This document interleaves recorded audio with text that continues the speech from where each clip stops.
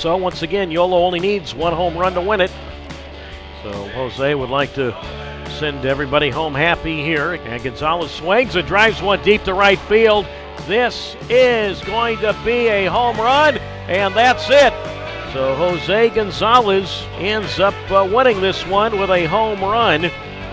They just doused Gonzalez with ice water right around home plate. Hello everyone, welcome to another episode of In the Ballpark. I am your host Michael, and today we are recording live from Davis, California. And this is a very exciting episode for us because this is the very first time we have a pro baseballer on the show. A big introduction to Jose Gonzalez, who is currently playing for the Yolo High Wheelers this summer. And my word, the outfielder and first baseman has had a season to remember. He joins us on the show. Jose, welcome. Welcome. Thank you for having me. I'm excited to be here, ready to get some good conversations started. 100%. First and foremost, how are you? Because for me, being an Australian, it is a very foreign concept to be playing 6 games out of 7 every week, traveling on the road. I mean, you guys have just came back from a 3.5-week road trip around Colorado. How are you feeling? How's the body keeping up? And in general, how's it been? I mean, I think, I guess as far as we'll start in the locker room, things are great right now. I got boys are feeling great. Like you said, that 3-week road trip, I think, it was really just 3 weeks of bonding, and so the team got closer together, and I think we understand each other as baseball players now, and now we can help each other a little bit more in different ways, and I think we're starting to see that on the field too.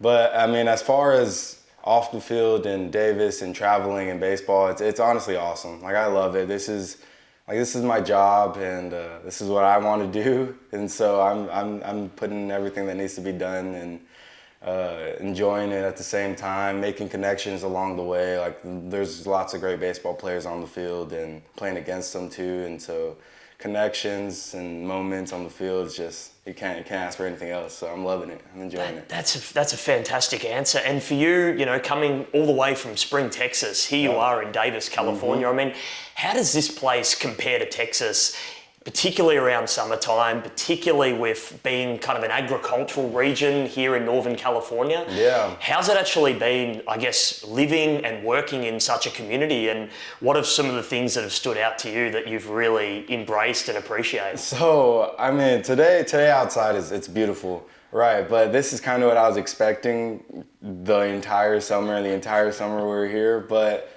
around July and June, it was hot. Yeah. It was hot, dry heat too. So I think in Houston, you go outside, you're definitely gonna start sweating, no matter what time of the year it is. But here, it gets pretty hot here, and I wasn't unprepared for that because obviously it's summer.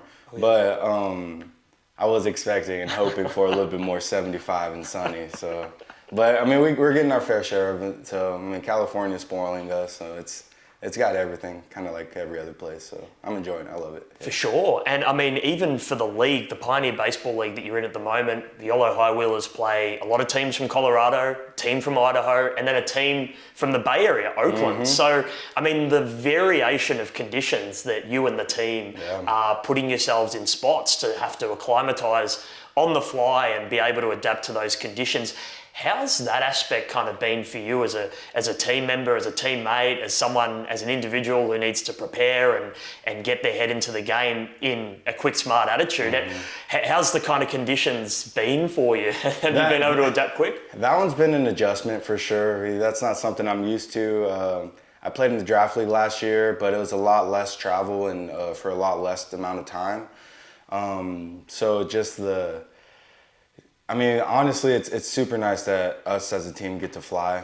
So that's super convenient. We're not on a bus for a super long time. We're not in a bad position for our bodies for an extended period. But kind of it's like that travel day on the off day is kind of like almost, you still have to be prepared because the next day you still have to go play. And I know it's a long travel day. You're kind of, airports get restless, right? But I mean, it's nice to you kind of just continue on your focus from the last week to the next week, and let that flow over nicely and then continue the ride. Straight into it. Fantastic. I love that. I mean, let's strip it all back for a moment because baseball is, America's pastime and it's huge during the summer. It's on every single night. Lots of games happening, lots of different pro leagues, lots of different little leagues as well. I mean, it feels like a sport that really encapsulates the country and everyone is watching it this time of the year. For you, growing up in Texas, I mean, where did the love of the game, I suppose, come into your psyche, and were you playing it from a very young age? What's the story of Jose Gonzalez with baseball? I guess it was kind of a trifecta of things. So my dad actually didn't play in high school and didn't play in college or anything, but he finished school and he fell in love after it. He started playing in a men's league with his cousins and brothers, and then he would bring me to the men's league game. I was super young, and then he became my first coach on T-ball. And that first T-ball team with two of my cousins, maybe more, and my sister, we won the championship. So it was actually awesome. And I was actually playing up 2 years because my sister and my cousins are a little older, and I was young. I was talented at the young age, so I could hang. But I mean, and then also you see me wearing this old school Astros little sweater. I'll write that. I mean, I remember going to those Astros games when we had the Killer Bees, like back in the 2000s, and like that was awesome. And we $8, get a ticket, go walk around the stadium. I mean, like, and then that, I think I cherished that. And I mean, I fell in love with the game. I started when I was playing it. It was just so fun to me. Everything I wanted, just you see the ball, hit the ball, and it came simple to me. So I loved it. How good is that? How good is that? And obviously, when you were watching the Astros, because Spring, Texas is about half an hour away from Houston, so watching those games, they were kind of in a bit of a struggling ebb at the time. So of course, $8 tickets, very good value. Exactly. Obviously, since then they've gotten a little bit better. Won a World Series. So it must have been nice, obviously, being in a baseball town. And for you, like, we've heard from Billy before about the big league gum and just kind of the smell of that brings all these kind of emotions about the game. For you, is there a certain thing when you enter a ballpark, you're standing out there, whether it's listening to the national anthem or throwing the ball to start with, or even doing a little bit of batting practice? What are some of the themes, I guess, and some of those memories that whenever you're on the field, you just think back to your childhood, back to those roots of the game? What are some feelings that come up when you? For me personally, it's just every time you look at the field, it just brings you back to like the first field you played on. It's just like you walk to the field. I mean, you know what's gonna happen. It's the best show on dirt. It's the best show on dirt. You're gonna go hard. You're gonna play against a good competition. Baseball's a game of failure, right? Or it's a game of opportunity, however you look at it.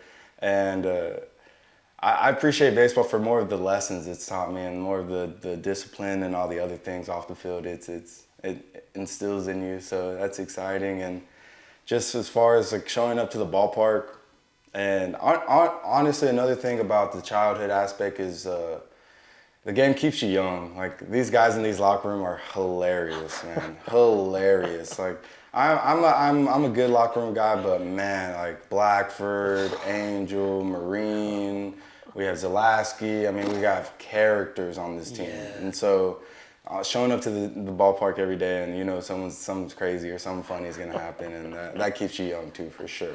Absolutely. I love that. And it's a unique one because you look at the roster and there's over 30 guys on there. And, it's obviously there's changes that happens, there's trades that happens. We've had a few of those this year, but it's a part of that evolution of the locker room, isn't it? There's always new people coming in from all over the country. I mean, you must have a couple of guys from Texas in there, a couple of guys that you've played, the major league, a draft league with, and it must be, you must see a lot of similarities, a lot of differences. There must be people from other countries as well in there. I mean, what's that kind of been like, the educational tool from players just being all around the country and the sorts of things that they bring? Well, that thing is, I mean, that part of the game, it's honestly just beautiful. To touch on that a little bit, I got a chance to play in Mexico. And last winter, I got a chance to play for the Mexico City Diablos. And so I mean, for myself, my dad's from Mexico. My mom was born in Texas, but she's been in Mexico many times. Her family's from Mexico. And for someone like me, I've been to Mexico a handful of times and when I was younger. So to go back at an age where I can experience it to the full extent and really appreciate the country where I came from. You know, I know I was born and raised in America, but my roots started in Mexico. So to see that and experience that, and it's beautiful. And then, like you said, guys from other countries, we have Figueredo from Venezuela. We had Marine and De La Cruz that come from Dominican Republic, and so that's awesome. I'm surprised we don't have any Australians. I know, right? what's going on? We've got to grab some Australian players. Let's do it. Oh, come on. You have to put up with one media Aussie. You know? That's honestly, I feel like that's more than enough, right? But that's incredible. And the Diablos, right? So. Did they have that YouTuber / previous MLB pitcher Trevor Bauer? Was he there when you were there? He wasn't there. No, he wasn't there. Right? He signed after. I was in the Winter League, and he signed shortly after. Right. And so that would have been awesome if I could have seen him. That would have been so cool. But I'm hoping to go back again. Maybe I'll get another chance. I'm playing pretty well, so hopefully that gets me in the door, and then the rest is up to me. And there's some good footage there of you hitting a home run, center field, looked fantastic, and thank you. It just seems like just a really frenetic kind of crowd that they have there. Like what are the kind of ballparks like? And I mean, the culture of baseball down there is just completely different. Right. Completely different. I mean, I know here in this league we've had a couple mishaps where the music plays a little longer, right? And then umpires kind of waving it off, right? And in Mexico, I mean, people are like, that's purposely happening because people are in the stands dancing. I mean, they're chugging beers and like the players, the music's going, the players are still playing, like, and it's just it's exciting and it's just like crazy. They go crazy for baseball down there, and I love it. I love playing in front of it. I loved being there, and it was awesome to experience for sure. That's amazing, because I guess one thing with the Pioneer Baseball League, and particularly the Yolo High Wheelers, is the fans are just so close to the play, to the players. There's so much interaction between the players and the fans. Always good interactions, always signatures and words of advice potentially. Right. But it seems like in Mexico as well, they're even more closer. I mean, how's that as a player to manage? In Mexico, it's awesome. The fans will let you hear it too. Oh wow, yeah. It's awesome, but I mean, it's all good fun too.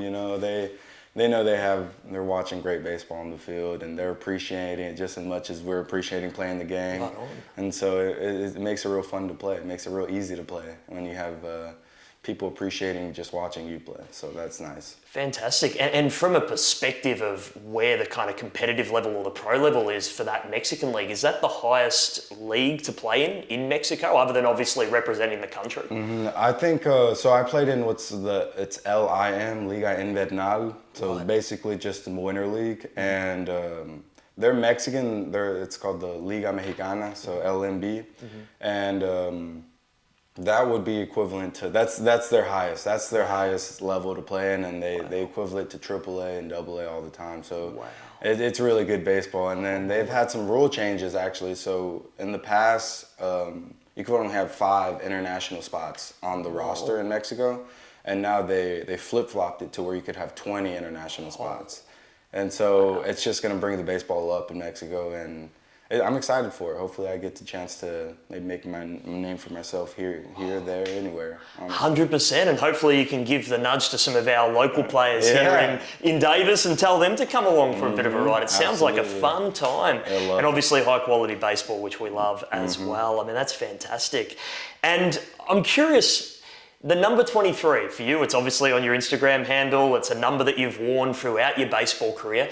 What does the number 23 mean to you? Is there a meaning? I mean, obviously number 23 is synonymous with some of the greats of sport. MJ, you've got obviously LeBron wearing it at the moment. I mean, is there thinking behind it, or is it just a number that feels comfortable with you on your back? So when I was younger, I was fortunate to have success at a young age. So I was a prospect at a young age, right? And so I had I mean, I was maybe 13 playing with 18-year-olds, right? So I had this coach who was an 18-year-old coach, and I looked up to him. Like, I thought he was awesome. I think he was a volunteer firefighter, and it's when he wasn't coaching. So like, I thought this guy was awesome. And he had tattoos, and I was like, man, this guy's a firefighter. He got drafted, and he's coaching me now, and played for the Brewers, and so.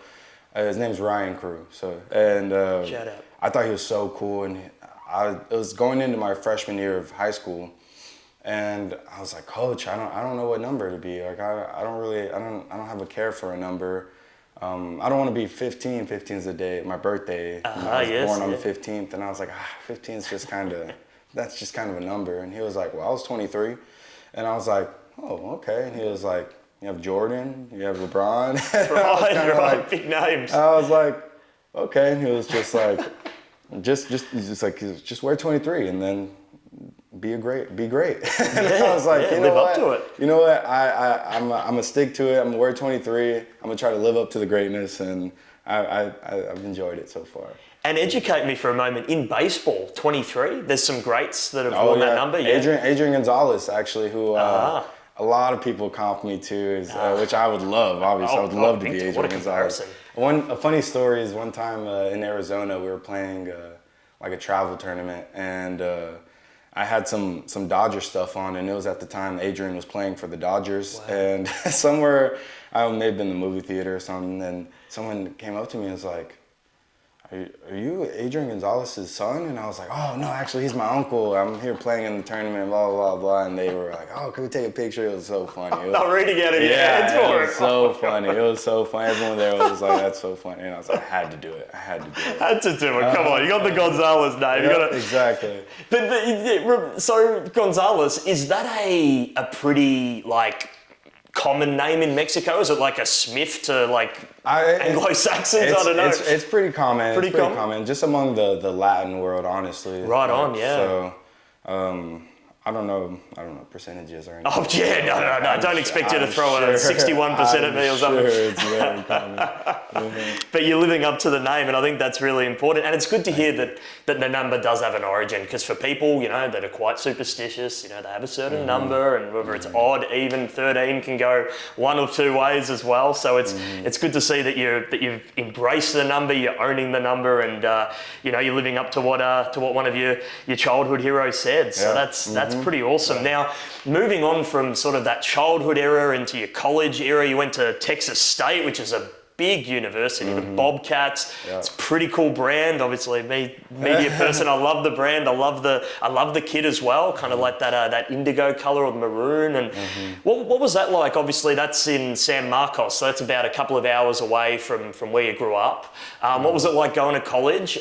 Did they approach you? Was it one of those things where it was a good marriaging at the time with what you wanted to do in college, and obviously playing pro there?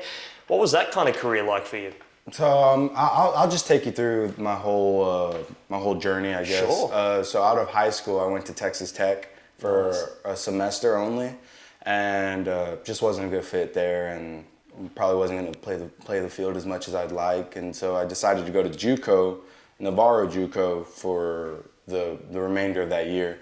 And I finished my 2019 spring season at Navarro. And we actually went to the JUCO World Series, and that's where Grand Junction, that's their home field. And Holy moly! Wow, I went back and hit a homer there. Yes, you did. That was awesome. That was awesome. Man. I was so glad I got me one there. Oh, yeah. Huge. So where was it? Sorry. Yeah, I mean, hey, easy to get distracted by that, honestly. Navarro JUCO World Series. And so after that, I had a good year at Navarro, good year, not great, not bad. I think 13 homers, 312, 315, so good year. Yeah. Was going back for my second year at Navarro, and I had a great World Series, and so thankfully there was so many scouts at that World Series, college and professional. Wow. And was fortunate. I was in a great spot. Had teams, lots of teams from Texas, and then teams outside of Texas too. And none of the ones I really wanted, right? And so my thought process going from Texas Tech, so I don't have a dream school. I don't know if my little brother, I have a little brother, he might have a dream school. I didn't. And so I was just wherever I was going to get treated the best, wherever I was wanted the most.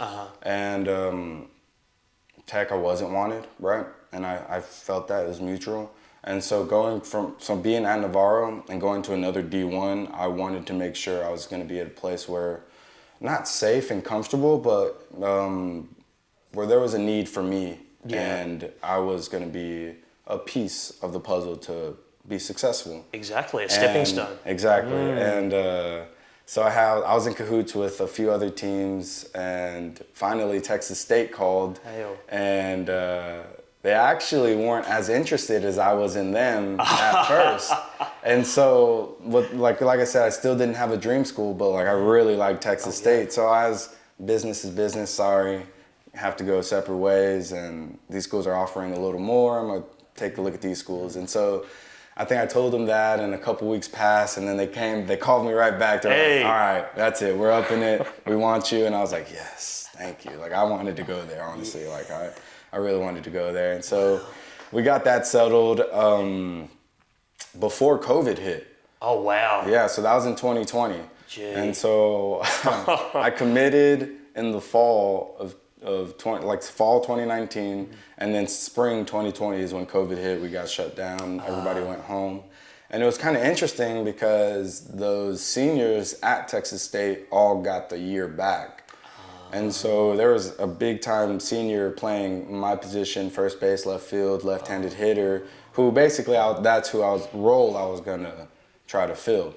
And so then COVID hit, they get the year back, and I kind of called the coach, and I'm like, do you still want me to come? Like, what's the deal? Am I still like committed? Like, what's the deal with the scholarships? Like, what's gonna happen? Blah, blah, blah. And he was like, I was like, just come, like we want you here, we'll figure it out later, like we gotta get you and like we need you to be a Bobcat. And then, I was like, you know what, like he's coming back, I trust myself as a player, I'll earn it, whatever happens. And so pecking order kind of stuff. Yeah. And so I went for, I guess I got the year back too, so it would have been my sophomore year technically, in 2021. And after that, I just loved it there. Loved it. Fantastic. Absolutely. Love San Marcos, love the surrounding area, New Braunfels, Kyle, Buda, all that. Austin's 30 minutes north. San Antonio's 45 minutes south. Houston's 2.5 away, so my family came and saw me all the time. Loved it. And fortunately, we were really good. We were really good in 22, so we had so many guys: Levi Wells, Dalton Sheffield, Tristan Stivers, Zeke Wood. All those guys are playing professional ball now. So, we had so many good guys. And I was just there. Another year where I had a really, really good year. Not great, not bad, just really, really good. And so I was able to help the team. Fantastic. That year we played Stanford in the regional. Wow. And so big school. That year we beat number 1 Texas. Wow. Huge. In a midweek series. And then that's when we put that was early in the year, we put our names on the map. We got ranked all the way up to 10 in the nation. Wow. And then I think at the time of the regional, we were 17th in the nation, so one spot out of hosting a regional. And then we find out we got to go to number 2 ranked Stanford's regional. So yeah, we were kind of like tough. Yeah, this is big time. What a challenge. All right, but we had this at Texas State. We're Texas State. So we're gonna beat Texas. We're gonna be big. Right. We're gonna be bad. We're gonna be, we're gonna be gritty. So play the villain. That's our brand, Yeah, you know. right. So we brought that brand to Stanford. Wow. We beat UC Santa Barbara. And then we beat Stanford game 1. Huge. And then we even beat Stanford game 2. And then we had a heater of a series. They beat us game 3.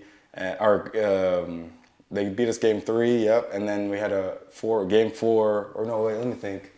We beat Santa Barbara. We beat Stanford. Then we lose to Stanford, and then we play them on the final. So this is a winner take all. Wow. Third game of the 3-game set. Yeah. Wow. And so a couple of our pitchers were hurt. It's an awesome story. Awesome game. If you haven't watched it, I think you should just look it up because it's an awesome game. And so our coach was we were in the pregame meeting, and We'd use our starters because it's a weird. Regionals are always, play or lose, play. So our arms are always being used, and so a couple of our starters were down, and a couple of arms were just tired, and so Tristan Stivers, stopper of the year, led the nation in saves, and just was absolutely. If he came in, checkmate, right? Right.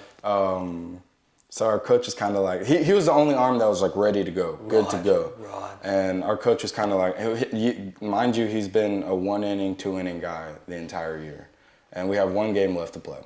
And our coach is like, let's just start him. Start him? Let's start him. See anything he can do? Yeah. Let's whatever he gives us, we'll figure it out from there.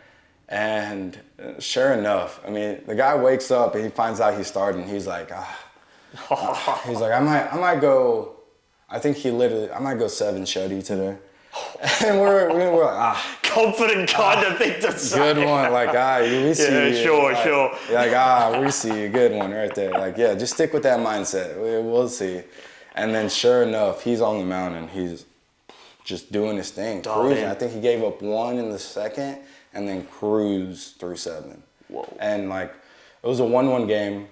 All the way into the 7th, all the way into the 9th. So he came out in the 8th, and then our one of our starters had pitched a couple days before, came in for 1 inning, struck out the side. Awesome. Huge. And then we go into the bottom of the 9th, we load him up, and then get a go-ahead 2-run single. So we go up by 2, and it's the bottom of the 9th. We're coming in, and we're excited. Our starter that just struck out the side is going back to close it. Wow. And we're saying, all right, just 3 outs, right? And this is where the story gets hard to tell. So Zeke Woods on the mound. He's a great pitcher. He's throwing fuzz, absolute fuzz. And he struck out the side. And I can't remember the order, but throw fastball, boom, bomb. So it's now 3-2. And bottom of the 9th, Stanford hits a bomb, but Stanford's home, so Stanford's we're trying to shut it out. We're trying to close the door. Yeah. And they hit a bomb, and we're like, okay, whatever. Whatever, it doesn't matter. We're still got 2-run lead, and then back to back, next pitch, bomb. You're kidding. Yep. So now it's a tie game. Now it's 3-3, and we're like, wow. Okay. Shit, just like that. Just like that. Just like that, tie game. They come back, they're fired up, and we're like, you know what? We still got 3 to get. We go score some more. And, they just, that's why they're number 2 team in the nation. You saw it in their bats just flip. They were on this, on that, on that. It didn't matter what we thrown or who we were throwing. I think they would have finished the game. They had a couple good at bats. I think a single and then a walk and then a walk-off hit to me actually. So a ground ball to left field. I fielded it, throw it, and runner scores, safe. They walk us off. Oh no! Yeah. Ouch. Our last game of the season. That's the beauty about baseball. Right. Get walked. You're never out of it. Yeah, never out of it. We weren't even supposed to be in that game. We weren't even supposed to be in that situation. They knew we were good. They didn't think we were that good. Yeah. But man, we loved it. We enjoyed it. It was tough, stung for sure. But what a memory. 100%. What a game. It was awesome. And in Australian sport, a lot of our coaches say, you set yourself up for heartbreak. You want to be putting yourself in a position where you can either win it all or you can lose it all, but to actually put yourself in that pressure cooker situation That's beautiful. Is an honour and a privilege because it could go either way. And, of course in sport, you're going to be thinking back through certain plays throughout the game, I should have done that thing in the third and how did that cost us later in the game? But ultimately, you're right in the frame to win it, and that's where you want to be, So that's beautiful. Set yourself up for heartbreak. That's exactly. Awesome. Okay. I think that's a good saying. You can write that down later if you want. I'm gonna have to use it. I'll credit you. Don't Shout out to Ross Lyon who said that. Whatever. St Kilda coach previously. Incredible. Wow. So you finish your time at Texas State. And then you go to the MLB Draft League for the Williamsport Crosscutters. Now, this is in Pennsylvania, so East Coast this time round. And, you know, you've got a couple of yellow high wheeler players in there. You've got Langrell, Skinner, Gamlin, Minzy, I believe. Couple of the guys now, MLB Draft picks, 133 of them have been picked up in this league. 70 undrafted free signed agents go on to play majors. So this is a really fascinating crossroad to potentially get into the majors. Tell us about post-state, how you get into this league, and then what happens there. So post-Texas State, played 3 years there. Wow. Had really good numbers, really good, right? Like I said, not great. I mean, I think with times nowadays that the draft being cut in half, like, It's tough. It's tough, right? But I appreciate it because if you're on the list or if you are being watched, that means you have something, or if you've done something that sets you apart from everyone else. You're in the eye, absolutely. I think that gap, the gap is widened, but it should be widened, right? Like guys that earned it should deserve it, and they deserve it. So 100%. I'm okay with that. But finished 3 years, really good years. Was in cahoots with some teams, had some chats with some teams. Incredible. And could have happened, could have not. Like was on that boat, right? Wow, like, exciting. Hey, stay by your phone. Wow. Like, got some calls during the draft even, and was like, hey, it's gonna happen like this. And this is Wow. So we finished in May in 2023. That's when I graduated. And so then finished in May, and kind of a really close personal friend of mine was like, hey, I have a place in Florida. I thought I was going to get drafted. A lot of other people thought I was going to get drafted. So they were kind of like, why don't you come down to Florida? And I also had some workouts for some teams before the draft too. So Exciting. Yeah. but he was kind of like, why don't you just come watch some games and see the competition that you could be playing in a couple weeks. So like just get familiar with it. So I went to Florida and I watched some rookie ball games, some low A games, and that was awesome. So so that was really cool. Got to see some of the competition that's there. Right on. And so that was really fun. But after that, I was still making sure I touched bases, right? If the draft 100%. wasn't going to happen, I wanted to make sure I was going to have a place to play. And so I reached out to some of my coaches, and they knew the president of the MLB Draft League, which at the time, I'm not sure who it is now, but at the time it was Sean Campbell.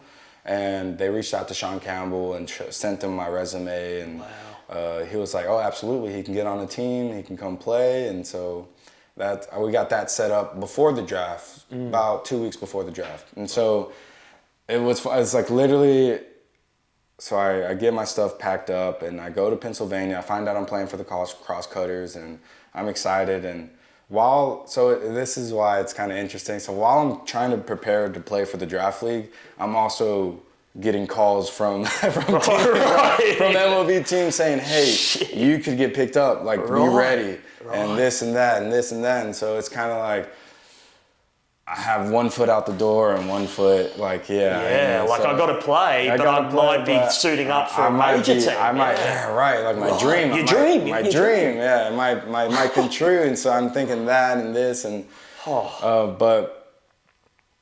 and then it didn't play out. And I think I let that affect my play just a little bit too long. And then I turned it around, played well in the draft league. But as far as the first step, I think the draft league was amazing. Because, I mean, organized, efficient, and just like very professional. I mean, for me coming out of college and going into the Crosscutters organization, I mean that's a established and very professional organization. They host the Little League World Series game, and so that's awesome. Incredible. Like so the field I was playing on, big leaguers literally play on every year. So that's why it's like, I mean, this is awesome.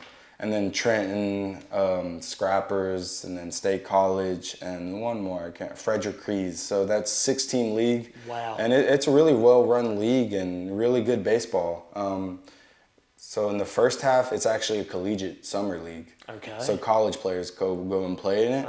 And in the second half, so I think that's maybe like May and June, and then July and August, a little bit into September, not really.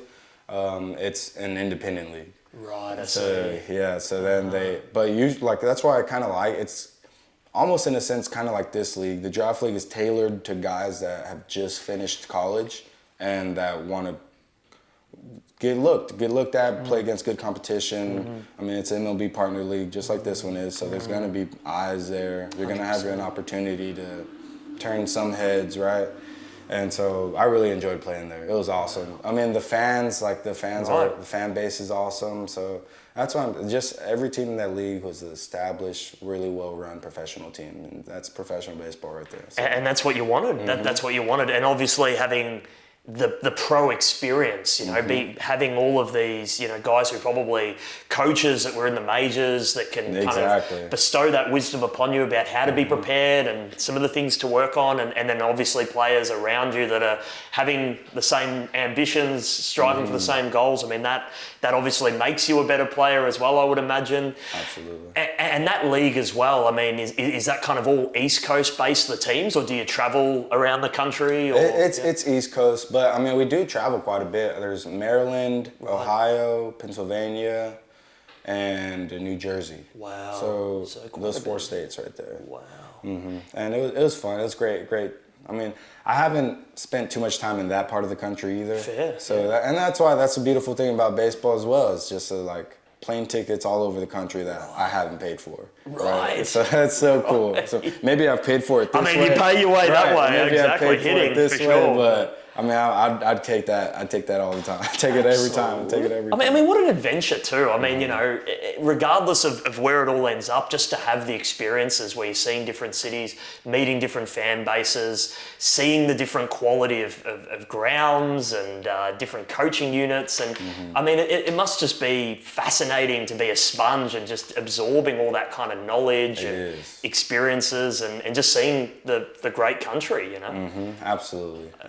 Great big country. Right, I mean, big country. You don't realize it until you get a chance to play here for a little while and then play there for a little while. And like you said, Idaho and Utah, I've never been in those places either until this year. So that's exciting. And Still new experiences, I mean, Jose, let's talk about this year because, I would imagine very soon after your season in the MLB Draft League, you get a call from the manager of the High Wheelers. Tell us a little bit about those conversations with manager Billy Horton and sort of what the expectations were from him and sort of what your mindset was about coming and playing in the Pioneer Baseball League and just, I guess, all the steps that led to where you are now. So it was off season was a journey. Right. My first one, right? Yeah. And honestly, thankfully, mine was only 4 months opposed to other people that didn't play winter ball. Theirs would have been 7 months, right? And, wow, long time. I mean, 7 months of off season, I don't know if I could do that, right? I mean, I'll just be itching to get back on the field, right? Big time. And so, but as far as your question, so after the draft league that ended in October, I go to Mexico and play around 30 games there and played okay. Not good this time, but okay. Showed power, doubles and homers, just not as hitterish as I'd like to be and maybe they'd like to be too. I did well enough to catch some interest from some teams. Sure. So that's where I'm leading up to. So played there, played my winter season, go home, and I think in around January I get a call from what I soon to find out is Billy Horton. Right on. And it was actually kind of interesting because he's like, hey, I'm calling you about this first year expansion team in the Pioneer League, right? And so already off like just that introduction is kind of like, huh. This is intriguing. This is interesting, right? This is interesting. Okay, first year expansion team in the Pioneer League. And so he told me he was interested. He told me that he'd talked to Sean Campbell of the Draft League. And I was like, awesome. So I messaged Sean Campbell after that, like, hey, thank you for the recommendation. I really appreciate it. I love playing in the Draft League, and I'll always recommend the Draft League to players. And I have, and there have been some guys from Texas State to go to the Draft League, so that's awesome. And so Billy calls me, and I tell him, because at the time I was still in cahoots with some teams from Mexico, and so I was like, Billy, I know, and then also I was seeking some wise counsel from some ex-players and coaches that I trust as well. Great. And at the time I wasn't sure if I wanted to maybe push Mexico and try to. I feel like that's more of a fast route. I feel like just because of the baseball and the level. For sure. It's just a little equivalent. higher to affiliated baseball. Exactly, yeah. But I just wasn't quite, no team was really interested, Yeah. right? And so I still hold the, go where you're wanted type of mentality, exactly. And so Billy, he called again next week and was like, hey, any update or anything? And I was like, you know what, I'm ready to commit. If first year expansion team, I know I'll at least get a chance to earn my position. 100%. And so, and it was like independent ball in America. I haven't been in this region in the country very much. I have heard that like the Pioneer League was a hitters league, and so okay. I'm not gonna lie, I was excited to come into that. Absolutely. I was excited to come into that. And what exactly does that mean? Does that mean like smaller venues which allows you to really hit through and get reward for your hits, or is it just more like that's the mentality? A lot of teams want to go out and put up big scores. I think it's a little bit of a combination. Combination, yeah. But I think it's initiated by the small dimensions, and Gotcha. maybe not even small dimensions. I think the Vibes Stadium loved it, and it's in Colorado, right? So the elevation, but I mean 350 in the corners, and then I think like 4 something dead center. So that played really true. Ideal, and it was awesome. I don't think that whole week we played there, not a single person hit a homer on both sides. Wow. So, Really had to earn your runs. Yeah, exactly. Yeah, so you have teams are fields like that that play true no matter what, right? And but then you go kind of like, just from my personal experience, like kind of like Ramondi, then you kind of go to Grand Junction, which Grand Junction, it's a normal field, 330 in the corner. Or actually left, it's pretty short. It's pretty short. Right, okay. Yeah, 305. Big wall, but 305. So that's why I think that's what they mean when it's a hitters league. It's like if you could miss, you have more room for error in this league because maybe the elevation or maybe the dimensions or some of that. But as far as the talent and the pitching, I think it's right there with at least the leagues I've played in. You know, I haven't played in too many leagues, but but I mean, players in this league are getting picked up, and pitchers too. Exactly. That's obviously and that's great. it. That's what you like to see is if pitchers are getting picked up in this league, then that means they're doing something right. Absolutely. So you come on board the High Wheelers, brand new team. You come here to Davis.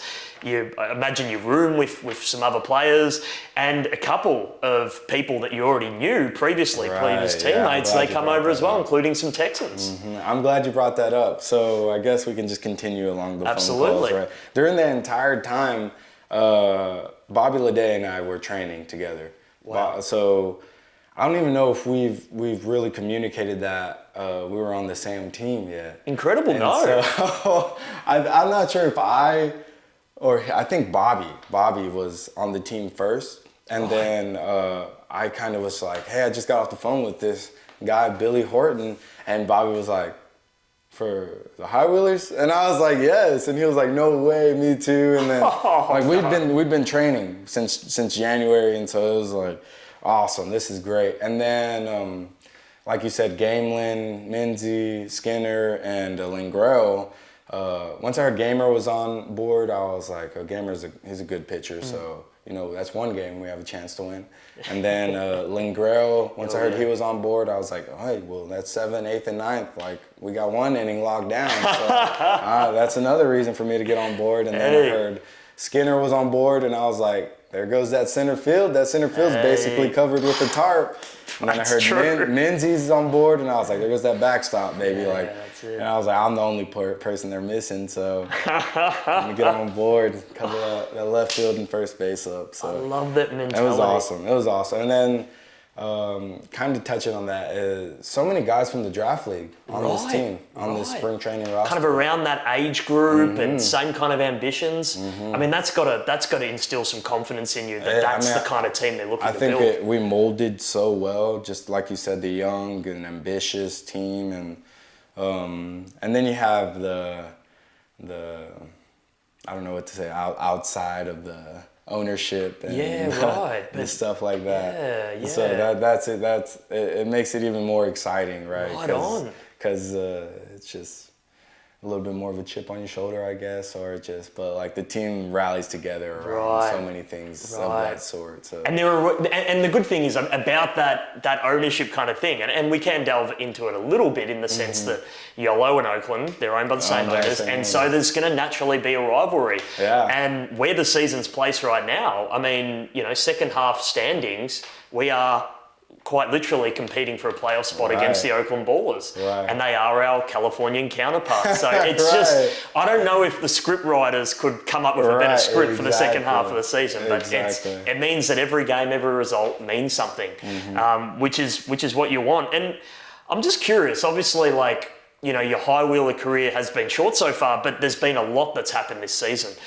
Do you have any kind of highlights or, I guess, games that you look upon that seemed very significant to you? I know that there's so many games that happen, but for me personally, I was back here in Davis watching that very first game, the opening night for the Oakland Ballers, and we went into that game with a mentality to spoil that party.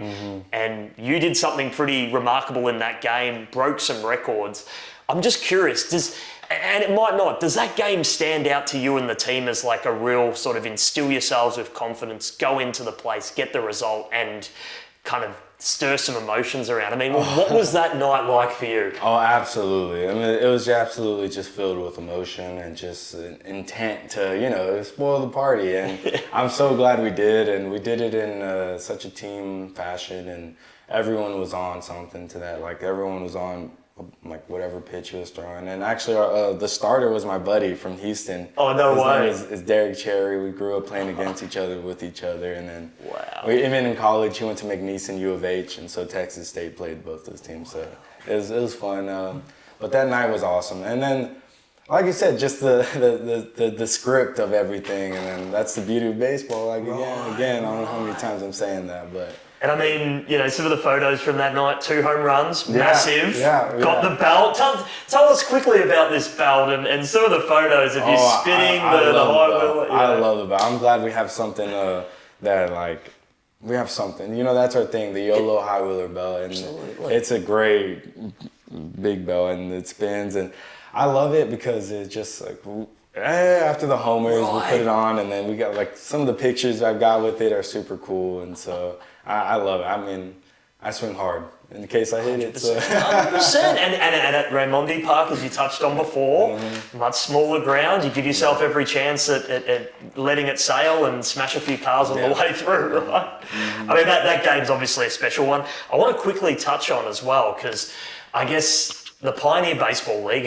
I don't know if it's known by players as a little bit of an experimental league, the fact that you can challenge pitches, the fact that after 9 innings there is a knockout round, which is essentially a home run derby. Yeah. You've been involved in a few of these. You've obviously touched on this before in some other interviews, but that stretch where it was back-to-back knockout rounds and you were the designated hitter that came in and had to be the guy to win those games. Talk us through that. I mean, that was interesting.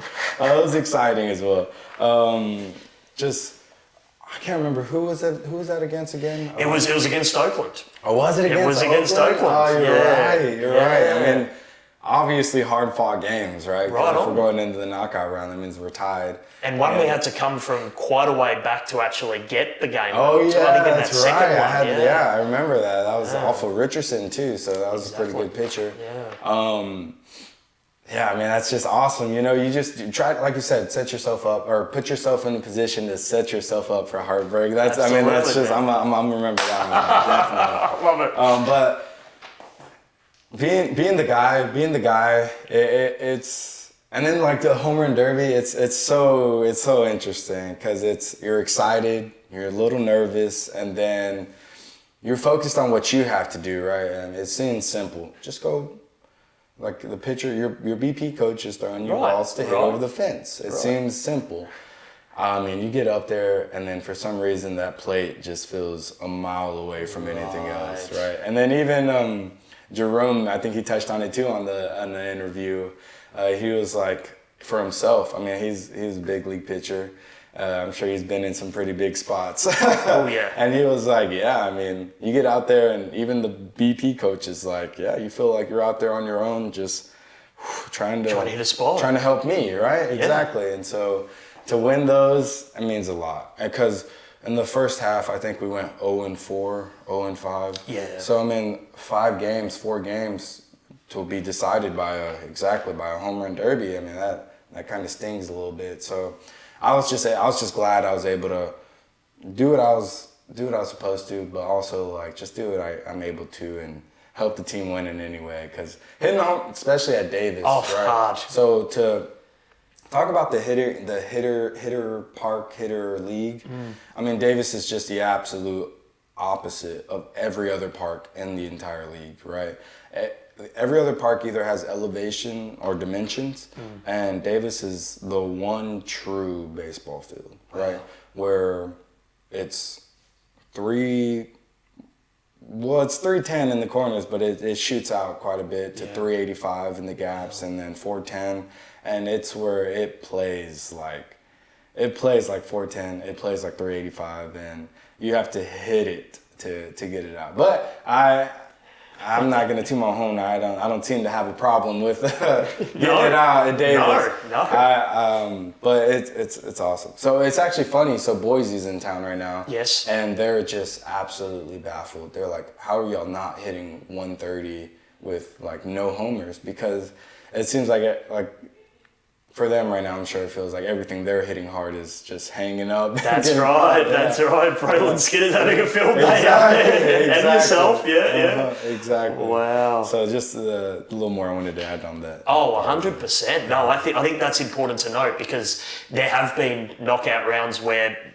the fence hasn't been cleared at all. Yeah, exactly. So no one hits a homer. It's hard to do. Whereas you look at somewhere like Raimondi Park, and recently there was a score of 31-5, which is just absurd. I mean, that is a very high score in baseball at any level. Wow. So, it's I'm not saying it's easier, but it's in comparison to Davis, it's clearly a more home run friendly field. But that's a fascinating one. And I guess for you, having such a successful away trip, I mean, that must instill you with a lot of confidence that you can go on the road and pretty much, replicate what you're doing at home. One of the most successful stretches in your career already on the road. That one it was interesting, honestly, because like you said, I was playing well. I don't think I was playing to the best of my ability, but I honestly, I got home and I was able to kind of get back to my regular routine.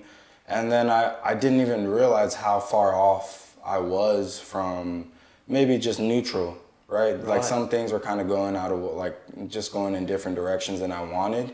And then I got back and kind of got back in the lab and got back to specifics. And I was like, wow, you don't realize how much on the road, not having your own space and not having your own, cages, weight room, stuff like that, and you don't realize how much that affects you, even if you feel good, right? Because I felt good on that weight trip, and I got back and I got to working on some things, and I feel even better now. So now it's like, watch out, rest of the competition. Exactly.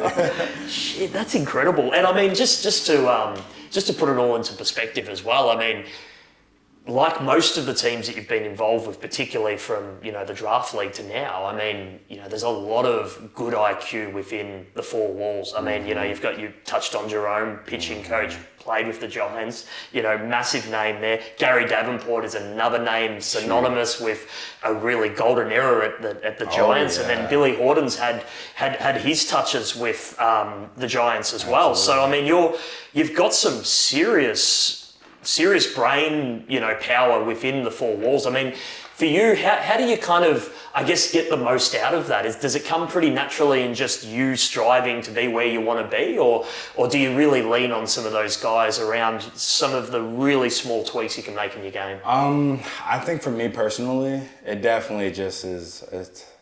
I'm almost like addicted to information and just trying to get better and just trying to find an edge. And so, I mean, Jerome Williams, a big league pitcher for 10 plus years. I mean, where can you find where can you get some better information, right? So I'm always picking Jerome's head about little things like tendencies, a hard take, a swing and a miss, or maybe a pitcher's positioning on things. So Jerome just has so much information on so many things. So I'm always trying to pick his brain. And then Davy is the same way. I mean, he's been around the game for however many years he has, and he just absolutely has touched like so many lives that have been great, right? And so to learn from Davy too is we love Davy. We love Davy in the locker room. He's like our.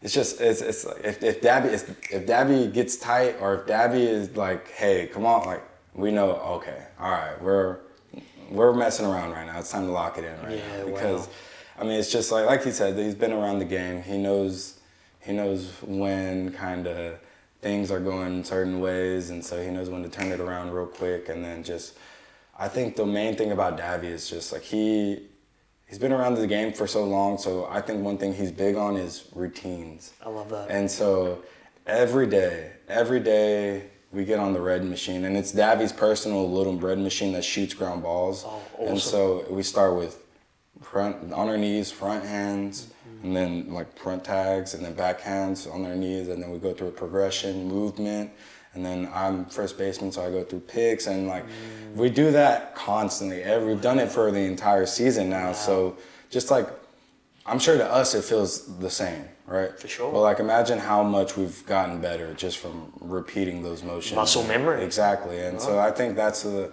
important thing about Davy is just like he really hones in on those little things as far as habits, good habits and stuff. So that's all. Like, and that's what you said. There's within the four walls. There's just so much information. So just being able to play a full season for this management team is just huge. Exactly, like you said, so much information you learn, and then it's just like now it's like, wow, now I get to use this for the next game or the next season, and then after that. So 100%. Awesome. And it just feels like within the four walls of the Yolo High Wheelers that there is this untapped potential of like, what can we be? You know, this is our first season. You are one of the front runners as far as like trying to build a culture here in Davis, you know, and really instill the community to get behind this team. Right. And so a lot of you guys are doing things for the first time. And so I guess there's still a high expectation on where you guys can go, which I think is brilliant. It would obviously spur on a lot of success. It's like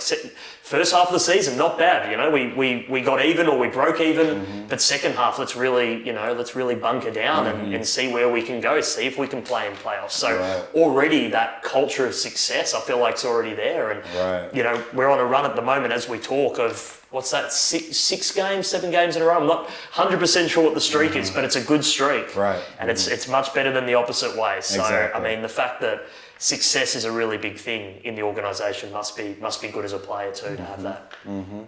hold you accountable, I feel like. And so we know we got to bring it every day, which is something we know, right? Like something personal we know. But to show up to the field and to have Billy, Davy, and Jerome know that they're here to work, they're here to help us. They're here to win. Right. We're here to win too. So you can show up to the field and you know what you're supposed to do. It feels easy, feels comfortable, feels like a routine. Exactly, and I think Billy mentioned this when you were introduced to the squad.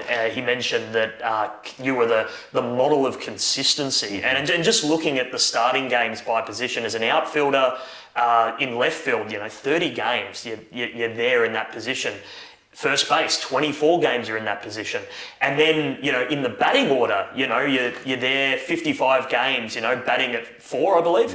And then, you know, 3 games, or should I say number 3, you play 6 games, 5, you play 5 games. So just something to mix it up, I guess, a little bit. But predictability in positioning for you, is that something that you guys discuss, or is it just something that naturally occurs because you know where you play your best baseball and where you bat the best? Is that kind of an ongoing discussion, or is that something that you drive? I think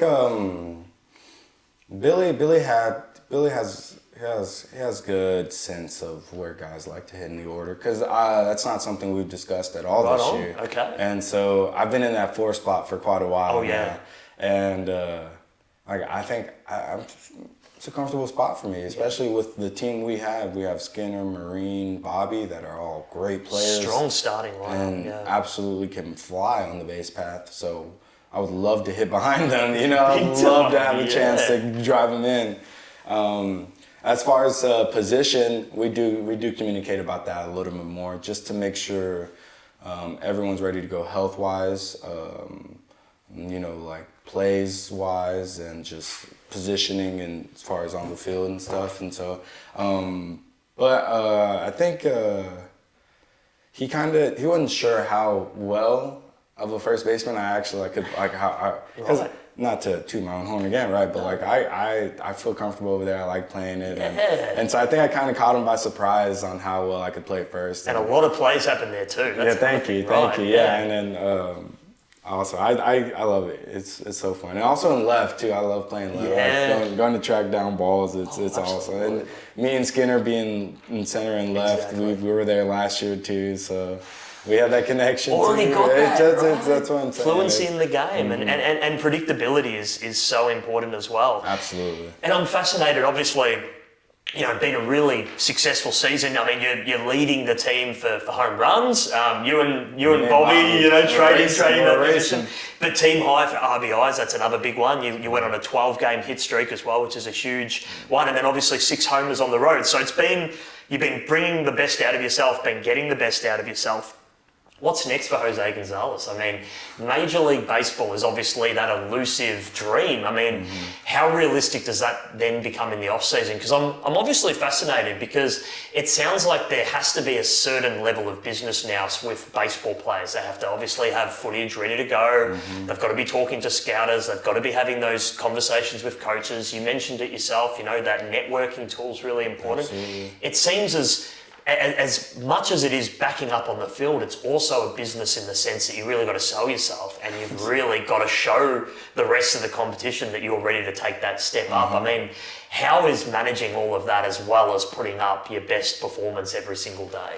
I mean, that's why I think this game just teaches you so many things that you can't quite grasp other than playing this game, right? Because like you said, the social aspect of it, and then you have the physical aspect of it. To merge those worlds together, it can be super challenging. And but I think one thing that's helped me is I've always had great advisors from a young age. I'm not saying like agents or anything. I mean literally just people that have been giving me advice since a young age. And I've been fortunate enough to have just great advisors, right? So they say things that I take into me, and like if you're a likable person, you're just gonna have more chances than other people, right? Or just like if you set yourself up to have, it's kind of like a thing where it's like if people are lucky, right? But if you set yourself up to be lucky more often than not, then people are gonna seem like, oh man, that guy's just super lucky, but they don't see the preparation that goes into hard work. Yeah, that set yourself up to it. So I think, like you said, having the film ready and having the connections and it's a lot on yourself as well, right? So if you're just playing well, that's great. That's one huge part of the aspect. But like the other half of it, the social and the fit, like having the film and having to be able to send. You can't have too much pride, right? You can't be afraid to be told no, because you are going to be told no. Oh yeah, you are going to be. It's going to be a lot of rejection. Yes, absolutely. And then after that, you just got thank you. Next, right? Next opportunity. That. Next, what could be an opportunity. Yeah, right. So it's fun, and that's why I think I've gathered some qualities that have just been absolutely valuable in just life. Right, exactly. All those life experiences coming together for one, and ultimately, like, this is your career, but also it's the thing that you enjoy doing the most, which is so important. So I think, from an outsider looking in, I mean, I've seen just how approachable you are, how much you smile, how much you connect with people. Those kind of qualities are very attractive for people just to get to know someone else, but even more so if this is kind of the person that you want in your organisation. You want leading, like if you're ever a face of an organisation, those kind of qualities are very appealing for just your regular fans. So definitely carrying yourself in that way will definitely get you more admirers than, say, detractors, So I think that's very important. And obviously the business side of the game is a good one. I don't know how true this is, but I noticed that you do some business related stuff in hitting, like coaching. So is that another factor of yours that you're very passionate about? You kind of want to see that younger generation coming through and instill some of your wisdom onto them? No, I absolutely do. And then just like I said, just the experience that I've had. I have a younger brother. Yes. I have younger cousins, and they're all just. They see me, and I have another cousin that played Division I baseball, so they see us, and now they're dabbling with baseball. They're playing t-ball, they're swinging bats, and so just the connections that I've built and the past that I've paved just for them, I'm already pleased with, and I can't wait to help them and just get them on the right track. I'm excited, and coaching is something I absolutely have a passion for. I mean, helping someone get to where they want to be I think it's beautiful in a sense. So you just get to see your own hard work pay off in someone else that is also putting in hard work. So it's awesome. Mm-hmm. And what a great kind of legacy to leave behind as well. I mean, you are forging your own career path, but at the same time, you are being looked upon as a real role model, not only within your own family, but within all the organisations that you've touched over the journey too, which is really important. And so I think it's a great way to continue to forge your way forward by just bringing people along for the ride and getting that buy-in too, which I think is really important. Jose Gonzalez, this has been a real pleasure to be able to talk to you about your career. It's fantastic to see you play every day here in Yolo and on the road. It's been a real privilege, and obviously good luck for the rest of the season. We're still well within the playoff window. For all the fans out there, just give us a quick plug where they can find you on socials and potentially your business as well. So you can find me on Instagram, Twitter, and TikTok at all that. On my Instagram one, it's Brother Gonzalez 23. So that one's simple. You can reach me there. You can message me, follow me, whatever you'd like. So thank you for having me, though. Jose Gonzalez, welcome to In the Ballpark. We'll have you on in the future. Thanks again for your time today. Awesome. Thank you. Thank you.